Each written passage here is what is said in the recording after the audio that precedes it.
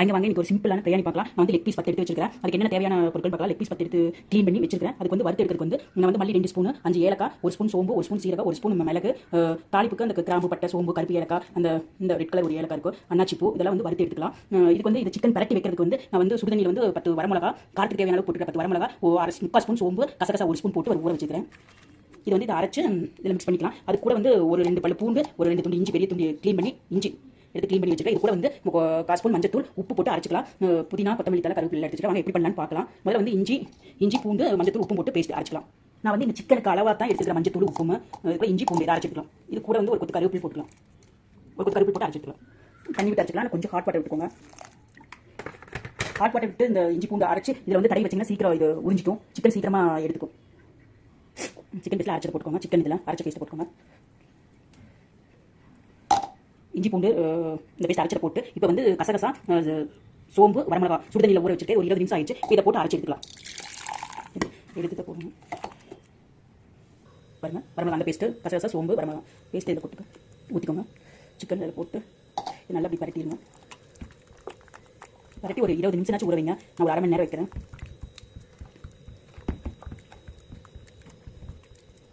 இதனால பரட்டிட்டு நான் பாஸ்மதி ரைஸ் தான் யூஸ் பண்ண போகிறேன் பிரியாணிக்கு. அதையும் எடுத்து நான் வந்து 10 பீஸ் சிக்கன் பீஸ்க்கு நான் கம்மியாக தான் ரைஸ் போடுறேன். 2 டம்ளர் தான் போடுறேன். எனக்கு சிக்கன் பீஸ் நிறையா வேணும். அதை எடுத்து 3 டைம் க்ளீன் பண்ணி அதையும் ஊற வச்சுக்கலாம். இது பரட்டி வச்சுட்டு சிக்கன் நல்லா பரட்டி வச்சு சிக்கன் நல்லா உருட்டி ரைஸ் ஊற வச்சுக்கலாம். நான் ஆல்ரெடி பாஸ்மதி ரைஸ் எடுத்து நல்லா 3 டைம் க்ளீன் பண்ணி ஊற வச்சுருக்க தண்ணி தேவையான அளவுக்கு. நான் வந்து எத்தனை ஒரு டம்ளர் பாஸ்மதி ரைஸுக்கு 1/4 டம்ளர் எடுத்து வச்சுருக்கேன். தண்ணி ஊற வச்சுக்கலாம். ஒரு 20 நிமிஷம் ஊறட்டும். நான் வந்து 2 டம்ளர் பாஸ்மதி ரைஸுக்கு 1 டம்ளருக்கு 1/4 டம்ளர் தண்ணி எடுத்து வச்சிருக்கேன். ஏன்னா இது ஊறும்போது கரெக்டாக வந்துக்கும். நான் சிக்கன் ஆல்ரெடி நான் குக் பண்ணி தானே இது போடுவோம். அதனால கரெக்டாக இருக்கும். ஊறும்போது அந்த ஒரு கரெக்டாக 3 டம்ளர் நான் வச்சிருக்கேன். உங்கள் ரைஸ் எப்படி அந்த தகுந்த மாதிரி வச்சுக்கோங்க. எப்போ பார்த்தாலும் இது வந்து டிஃப்ரெண்ட் அரோமா. நான் இந்த பிரியாணி வந்து நீங்கள் டெய்லி எப்போ போல தயிர், இஞ்சி பூண்டு பேஸ்ட் இந்த மாதிரி அரைச்சி கலக்கி மிக்ஸ் பண்ணி வைக்கிறதுக்கு இந்த மாதிரி மிக்ஸ் பண்ணி வச்சு பாருங்க. சோம்பு, கசகசா, வரமிளகா, இஞ்சி பூண்டு, மஞ்சத்தூள், உப்பு போட்டு இந்த மாதிரி பரட்டி ஒரு நாள் செஞ்சு பாருங்க. அவ்வளோ டேஸ்ட்டாக இருக்குது பிரியாணி. இது நல்லா ஊறி இருக்கு. ஒரு மனமாவும் இருக்குது. நல்லா விசில் அப்படியே தாளிக்கும் போது அவ்வளோ மனமாக இருக்கும். நீங்கள் கண்டிப்பாக ட்ரை பண்ணி பாருங்க. இது ஊறிட்டு இருக்குது. நம்ம அதுக்கு தாளிப்புக்கு இது முதல்ல இதெல்லாம் வறுத்து எடுத்துக்கலாம். நான் காமிச்ச பொருட்களை நல்லா வறுத்து எடுத்துக்கலாம். தவா வச்சாச்சு. இதெல்லாம் போட்டு கருக விடாமல் வறுத்துக்கோங்க. கருக விட்டிங்கன்னா அந்த மனமே போயிடும். சிம்மில் வச்சுக்கோங்க. அடுப்பா நல்லா வறுத்துக்கலாம். வறுத்து வறுத்தாச்சு. நல்லா பொன்னிறமாக வறுத்தாச்சு. இதை நம்ம பொடி அரைச்சிட்டு நம்ம அடுப்பு ஆஃப் பண்ணிக்கலாம். ஆஃப் பண்ணியாச்சு. நல்லா வறுத்த போது பொன்னிறமாக வறுத்த போது கருக விட்டிங்கன்னா அந்த மனமே இருக்காது. இப்போ வறுத்து இதை அரைச்சி நம்ம அந்த சிக்கன் இதை பரட்டி வச்சுக்கிட்டே நம்ம கலைக்கலாம். சிக்கன் அந்த ஊற வச்சுக்கிறதுலேயே இதை நல்லா வறுத்துட்டு ஏன்னா அடுப்பு ஆஃப் பண்ணாலுமே என்ன சீரகம் வந்து பாருங்க. சீரகம் வந்து ரொம்ப கறிகிறோம். அடுப்பு ஆஃப் பண்ணாலும் நல்லா ஒரு 2 டைம் இதை நல்லா கலரி வச்சுட்டு இப்படி அரைச்சி எடுத்துக்கலாம். கலரி விடுங்க. என்ன கறிகிறோம். அடுப்பு ஆஃப் பண்ணி அப்படி இப்படி பண்ணிங்கன்னா இது சீரகம் சோம்பெல்லாம் கறிகிறோம். ஆரியாச்சு அரைச்சி எடுத்துக்கலாம். புரியும் பாருங்க. இப்படி தான் இருக்குது. கருப்பு ஏலக்காய் போட்டு பொடி இப்படி தான் இருக்குது. அப்படியே அவ்வளோ பேர் பிரியாணி மனம் அப்படி வருது. நம்ம இதை வந்து இதுலேயே சிக்கன்லேயே போட்டு பரட்டி வச்சுக்கலாம். ஆல்ரெடி வறுத்து தானே இருக்குது. அதனால தாளிக்கும் போது போட தேவையில்லை. இதுலேயே பரட்டி வச்சுன்னா சிக்கனில் தான் எல்லாமே இருக்கணும். இந்த பிரியாணினா நம்ம நீங்கள் இந்த மாதிரி பண்ணி பாருங்கள். அவ்வளோ டேஸ்ட்டாக இருக்கும். இதை பரட்டி நல்லா வச்சுக்கலாம். மூடியில் இருக்கிற மசாலா வச்சுக்கலாம். மசாலா நல்லா பரட்டி வச்சிடலாம். நம்ம இந்த மாதிரி அப்பப்போ அரைச்சி நம்ம மசாலா போடும்போது இந்த பிரியாணியோட ஸ்மெல்லே நல்ல மனமே அப்படியே இருக்கும். முதலே நம்ம அரைச்சி வச்சிருந்தோம்னு வச்சுக்கோங்களேன். இந்த மசாலா அது எப்படி இவ்வளோ மனம் வராது. நீங்கள் அப்பப்போ அரைச்சி பாருங்க. வறுத்து அப்பப்போ பிரியாணி பண்ணும்போது நம்மளே முதலே அரைச்சி வச்சுக்கோங்க. ஒவ்வொருத்தர் அப்படி அரைக்காம அப்பப்போ அரைச்சிங்கன்னா அந்த அரோமா அப்படியே கிடைக்கும். அப்படியே மனம் இப்போவே அவ்வளோ மனமாக இருக்குது. அந்த ஏலக்காய், கருப்பு ஏலக்காய் போட்டு அந்த பிரியாணி ஸ்மெல் இப்போவே அப்படி வருது. பட்டு அந்த வறுத்து அரைக்கிற அந்த பவுடரில் தான் நம்ம இருக்குது. நல்லா பரட்டி வச்சுக்கோங்க. இந்த பிரியாணி செஞ்சு பாருங்க. அவ்வளோ அரோமா. இந்த பிரியாணி நீங்கள் செஞ்சு பார்த்துட்டீங்கன்னா ஒருக்கா செஞ்சு பார்த்தீங்கன்னா இதை திரும்ப நீங்கள் செய்வீங்க. இந்த மாதிரி பொடி நம்ம அப்பப்போ வறுத்து அப்பப்போ அரைச்சி போட்டு பாருங்க. நான் எப்பவுமே அப்படி தான் பண்ணுவேன். ஒரு கலைக்கு சூழ்நிலை முடியாது. இப்போ நாளைக்கு முடியாத சூழ்நிலைக்கு நான் பவுடரும் போட்டுக்குவேன். ஒரு கலைக்கு நல்ல ஃப்ரீ டைம் கிடைக்கும்போது இந்த மாதிரி அரைச்சி எல்லாமே வீட்டில் அரைச்சி மெதுவாக ஸ்லோவாக இந்த மாதிரி பண்ணணும்னா அவ்வளோ டேஸ்ட்டாக இருக்காது. சிம்மில் வச்சு பிரியாணி பண்ணி பாருங்க. அவ்வளோ டேஸ்ட்டாக இருக்கும். இப்போ எதாவது பிரியாணி பண்ண எனக்கு 1 ஹவர் ஆகும். 1 ஹவர் 1.5 மணி நேரம் கூட எடுத்துக்கும். ஏன்னா இதில் ஊறணும். ரைஸ் ஊறணும், சிக்கன் ஊறணும். அப்புறம் சிம்மில் வச்சு குக் பண்ணுறதுலேயே அதுலேயே 3/4 மணி நேரம் எடுத்துக்கும். பாருங்க. நல்லா கரட்டி வச்சுக்கோங்க. இப்போ நம்ம தாளிச்சு விட்டுக்கலாம். நம்ம வெங்காய தக்காளி எல்லாம் இருந்துக்கலாம். ஓகே பாயில் இருங்க. வரேன். நான் அதுக்குள்ளே கை கழுவிட்டு வரேன். வாங்க பிரியாணி தாளிச்சு விட்டுக்கலாம். இப்போ வந்து நம்ம நெய் ஊற்றிக்கலாம். நான் குக்கர்லேயே பண்ண போகிறேன். நெய் வந்து ஒரு 4 ஸ்பூன் ஊற்றிக்கோங்க. நான் 4 ஸ்பூன் ஊற்றிருக்கேன். நெய் மட்டும் தான் ஊற்றிக்கிறேன். இப்போ நெய் உருகணுன்னே நான் வந்து கிராம்பு போட்டு அரைக்கல. நான் அரைக்க மாட்டேன். தாளிக்கிறது போது மட்டும் தான் போடுவேன். இல்லைன்னா இது போட்டு அரைச்சோன்னா ஒரு கசப்பு தன்மை வந்துடும் அந்த பிரியாணி இதில். அதனால இது மசாலா எது தேவையில்லை. ஆல்ரெடி நம்ம சிக்கன் இஞ்சி பூண்டு எல்லாமே போட்டு வச்சாச்சு. சிக்கனில் இந்த ஒரு சிக்கனில் இறங்கினாவே போதும். மறுக்காவும் எக்ஸ்ட்ரா வந்து இதுக்குள்ள இஞ்சி பூண்டு எல்லாம் போடணும் தேவையில்லை. போட்டால் இதில் ஒரு சின்ன டிப்ஸ் தான். இது வந்து கிராம்பு மட்டும் ஒரு 6 போட்டுக்கோங்க. தாளிக்கும் போது போடணும். அப்போ தான் ஒரு மனம் கொடுக்கும் பிரியாணிக்கு. நீங்கள் அரைக்கும்போது போட்டிங்கன்னா ஒரு கச்சல் வர ஒவ்வொருக்கும் ஒரு மாதிரி பிடிக்கும்ல. இந்த மாதிரி பண்ணி அவ்வளோ நல்லா இருக்குது. இது ஒரு பொரிய ஆரம்பிச்சு வெடிக்க ஆரம்பிச்சோன்னே நான் வந்து வெங்காயமும் தக்காளி கட்டி வச்சுக்க தேவையான அளவுக்கு இப்போ எடுத்து வெடிச்சோன்னே வெங்காயத்தை போட்டுக்கோங்க. இது வந்து பட்டை, சோம்பு, கிராம்பு தேவையில்லை. ஏன்னா ஆல்ரெடி நம்ம வறுத்து அரைச்சி அந்த சிக்கனில் போட்டுருக்கோம். தாளிக்கும் போது தேவையில்லை. வெங்காயம் தக்காளி நல்லா வணங்கினா போதும். வெங்காயம் வந்து கொஞ்சம் வணங்குற அளவுக்கு வெயிட் பண்ணுங்கள். நல்லா ஒரு பொன்னிறமாக வரணும். அதே மாதிரி எண்ணெயில் தாளிக்கிறதுக்கு படுத்துலாம் அவங்க ஒரு நெய் நம்ப பிடிக்கிறது நெய்யே தாளிங்க. இல்லைன்னா நெய் பிடிக்காதவங்க எண்ணெய் இந்த மாதிரி நம்மளோட டேஸ்ட் அந்த மாதிரி நம்ம பிரியாணி நம்ம டேஸ்ட் அந்த மாதிரி மாற்றிக்கலாம். பிடிச்ச மாதிரி செஞ்சு சாப்பிட்றது தானே வாழ்க்கை. நல்லா வெங்காயம் நல்லா பண்ணிடுவாங்க. கரெக்டாக ஆல்ரெடி வந்து உப்பு வந்து இது சிக்கனுக்கு தேவையான அளவுக்கு தான் மஞ்சள் தூள் உப்பு போட்டு நான் பரட்டி வச்சிருக்கேன். அதனால இந்த வெங்காயம் நல்லா வணங்கணுன்னே நம்ம தக்காளி போட்டு வணங்கும் போது கொஞ்சம் தேவையான அளவுக்கு ரைஸ்க்கு இந்த பாஸ்மதி ரைஸ் ஆல்ரெடி ஊற வச்சிருக்கேன். இப்போ காமன் நேரம் ஆயிடுச்சு, ஒரு 5 நிமிஷத்துக்கு நம்ம காய்ச்சி விட்டுருவோம். இந்த ரைஸுக்கும் தக்காளி வெங்காயத்துக்கு தேவையான அளவுக்கு மஞ்சள் தூள் உப்பு போட்டுக்கலாம். அப்போ சீக்கிரம் வணங்கி தக்காளி நம்ம வெங்காயம் நல்லா குக் ஆகும். இப்போ வெங்காயம் நல்லா வணங்கிச்சு. இந்த அளவுக்கு வணங்கினா போதும். இப்போ வந்து நம்ம தக்காளி போட்டுக்கலாம். நான் 1.25 கிலோ சிக்கன் லெக் பீஸ் வாங்கிட்டேன். அதுக்கு 2 டம்ளர் பாஸ்மதி ரைஸ்க்கு நான் 2 டம்ளர் ரைஸுக்கு வந்து 2 வெங்காயம் 2 தக்காளி. ஆனால் இதுக்கு ஒரு மீடியமான வெங்காயம் 2 தக்காளி என்னால் 2 போட்டுட்டேன்.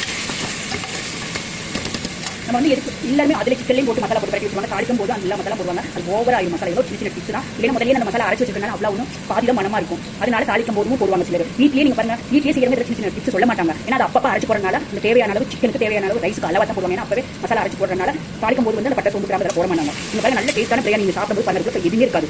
நம்ம வந்து ஒதுக்கி வைக்கிற மாதிரி எதுவுமே இருக்காது. பட்டை சோம்பு கிராம்பு நம்ம ஒதுக்கி வச்சு நீங்கள் பாருங்க, மூவ் பண்ணி பாருங்க. அதெல்லாம் இது மட்டும் பண்ணுவாங்க. அது மாதிரி நீங்களும் இந்த மாதிரி பண்ணி பார்த்தா இது ஆல்ரெடி டீ போட்டே நான் பண்ணிட்டேன். அதனால தான் நான் வீடியோ போடுறேன்.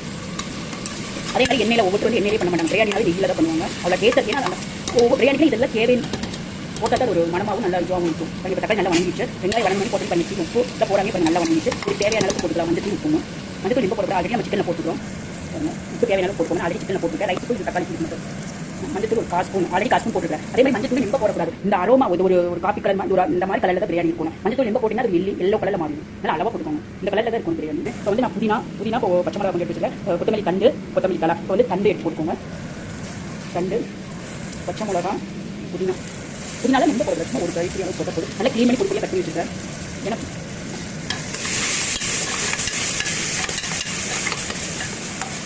நல்லா குக் ஆகிடுச்சு. இப்போ வந்து நல்லா இது குக் ஆகிடுச்சு. இப்போ வந்து நம்ம சிக்கன் பீஸ் எடுத்து போட்டுக்கலாம். பாருங்க பரட்டி இது ஒரு கரெக்டாக ஒரு 30-35 நிமிஷம் ஆச்சு நான் பரட்டி வச்சு. இதுலேயே நீங்கள் தண்ணி இல்லைன்னு நினைக்காதீங்க. இது போடும்போது இது தண்ணி விட்டுரும். இது வந்து நல்லாவே தண்ணி விடும். பரட்டி வச்சுட்டு சிக்கன் குக்காக நீங்கள் தண்ணி விட்டுரும். நல்லா இறங்கிடுச்சு. அவங்க எப்படி அப்படி மசாலா இந்த மாதிரி இந்த பிரியாணி ஒரு பிடிக்க வேண்டியதான். இந்த பிரியாணி வந்து மசாலாவும் நம்ம உள்ள வேஸ்ட் பண்ண தேவையில்லை. மசாலா உள்ள போட்டுக்கலாம். ஏன்னா அப்புறம் சிக்கன் மட்டும் மசாலா இருந்தால் பார்த்தா அந்த ரைஸுக்கு தேவைப்படும். அதனால மீறி வேஸ்ட் பண்ணாங்க அப்படியே போட்டுக்கணும். நல்லா பரட்டி விட்டுக்கலாங்க. பரட்டி மசாலா போட்டு அப்படி பரட்டி விட்டுக்கோங்க. பரட்டி விட்டு காமிக்கிறேன். நான் கேமரா கையில் வச்சுருக்கனால நல்லா பரட்டி விட்டேன். சரி கேமராவில் ஃபோன் கையில் வச்சுருக்கனால அப்படி ஃபுல்லாக பரட்டி விட்டேன். அப்படியே கொஞ்சம் தண்ணி விட்டோன்னே நம்ம குக்கர் மூடி போட்டு ஒரு விசில் மட்டும் வச்சு எடுத்துக்கலாம். ஒரு விசில் வச்சா போதும்.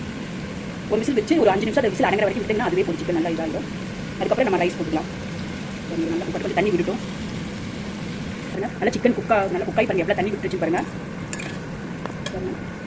சிம்மில் வச்சு மட்டும் குக் பண்ணுங்கள். நல்லா இருக்கும். இந்த மசாலாவில் இந்த குக்காய் சிக்கனுக்குள்ளே இறங்கி இந்த தண்ணியில் நான் அதுவாக விட்டதான் இது வந்து நல்லா சுண்டி வரும்போது நம்ம ரைஸ் எடுத்து போட்டுக்கலாம். இன்னும் ஒரு 2 நிமிஷம் சுண்டிடும். ஓப்பன் பண்ணி பார்க்கலாம்.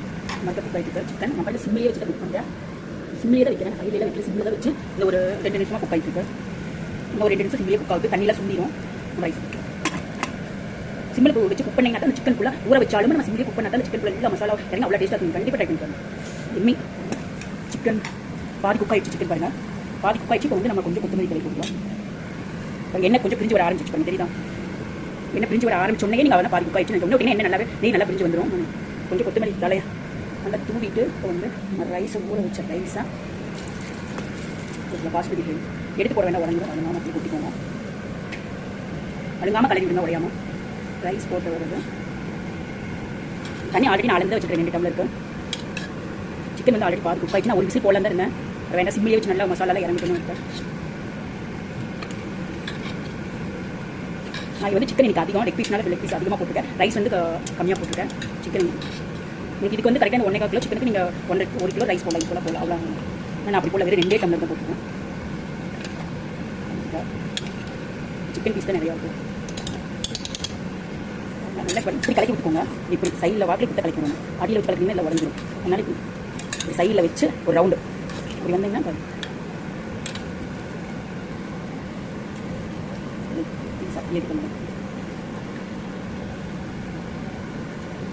இப்படி கலரி விடணும். இப்போ நம்ம வந்து சிக்கன் பீஸ் வந்து இந்த உடையக்கூடாது. உடையாமல் இருக்கணும்.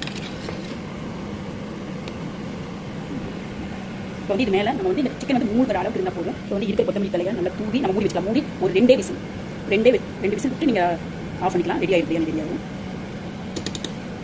சூப்பராக இருக்கும், அவ்வளோ டேஸ்ட்டாக இருக்கும். இது ஆல்ரெடி 1 hour 1.25 மணி நேரம் ஆச்சு. விசில் வந்து கரெக்டாக இருக்கும்.